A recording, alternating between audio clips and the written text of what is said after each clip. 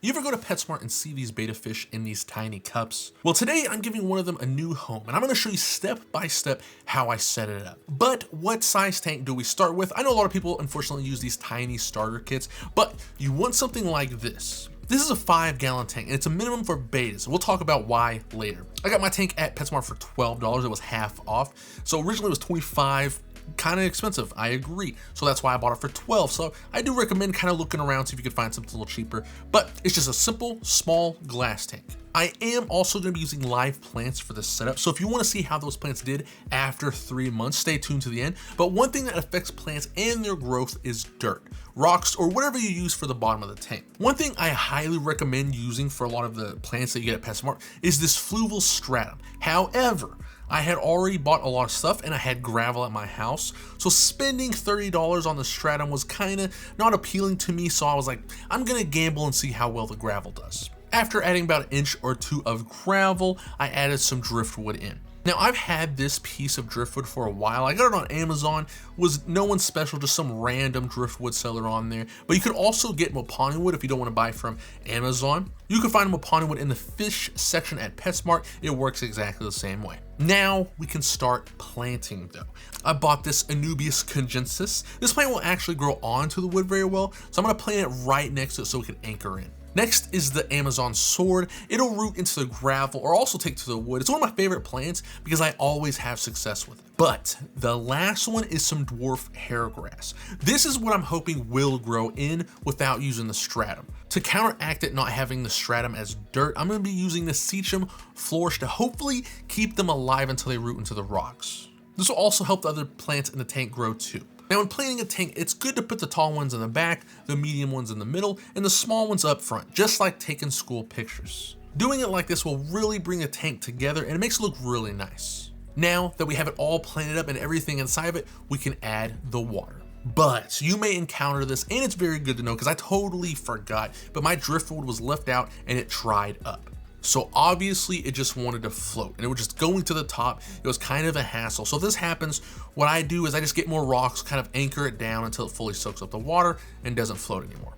To filter the tank, I'm using something that's probably a little weird, but I really love it. This is a Reptile filter. It's low flow, low suction. I use it for my aquatic frogs. It doesn't suck them up, and when I use it for my bettas, it doesn't suck the fins up either. I really like these, and I've been using them for my bettas for years because like I said, you want to make sure that their fins don't get sucked up. That's a big issue with using filters, is their fins get sucked up. I get mine at Walmart for $12. They're pretty cheap, but you can use any filter you want, honestly. Now, let's talk about one of the biggest mistakes betta keepers make, and that is heating. New keepers never use heating for bettas, and bettas like it a little warm. They don't want cold 66-degree water. To achieve our warm water, I'm using this Hygger Alertness Nano. I got it on Amazon for $18, and I'm gonna set my temperature to around 76, 78 Fahrenheit. You don't want it above like 82 Fahrenheit. You don't want it too hot, but you don't want it cold either. We're just gonna go ahead and set this in the tank, have it set up, and that's why you want a 5-gallon minimum tank for a betta, because putting all of this in the tank, you're gonna run out of room. You want a larger tank. But now it's time to add something that's gonna be very crucial to the integrity of this tank. Since this is a planted tank, and if you ever had plants and they died, I guarantee it was most likely due to lack of lighting. The lighting I'm using for this tank is another thing I got on Amazon. Again, you could use grow lights from Walmart. I just got this because it's an aquarium light. It could get wet, that sort of thing. I'm always afraid that, if I use a grow light from Walmart or wherever, if it gets wet, it might, start fire. Since this is an aquarium light, it's used to getting wet, so that's why I chose it. And it's pretty cheap, $12, and it works wonderful. And we're just gonna set this up on top, and after everything's turned on, we can add our betta. And the number one important step to the whole thing, you have to name your betta. I named mine Mr. Fishy. But I did say earlier, stay tuned for a 3-month update to see how everything turned out. Well, bam, here you go.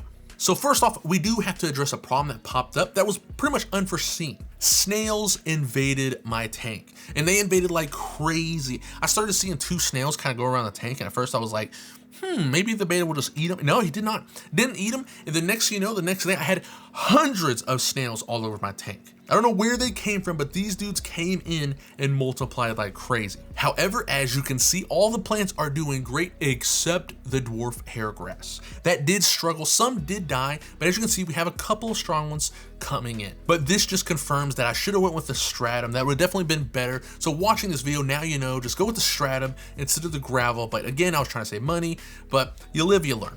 And even dosing the tank with the Seacham's Flourish once a week, it didn't really take, the dwarf hairgrass just didn't really take to it. Now, the Amazon Sword and the Anubis, they did take very well, and they've grown in fantastic. They're totally fine, but the dwarf hairgrass, obviously, you can tell, did not do good, did not do well. So going forward, I will not let my confidence make me think I can do this with rocks and chemicals. I will get the stratum, which will be very soon, because I have to clean this tank and get rid of the snail problem I have. But as you can see, Mr. Fishy is looking fantastic, way better than when I first got him. He really didn't have as much color, and right now he's so colorful. He swims around, he always comes out when it's time to eat. And I hope this video was helpful. If you enjoyed, like and subscribe, and I'll see you next time.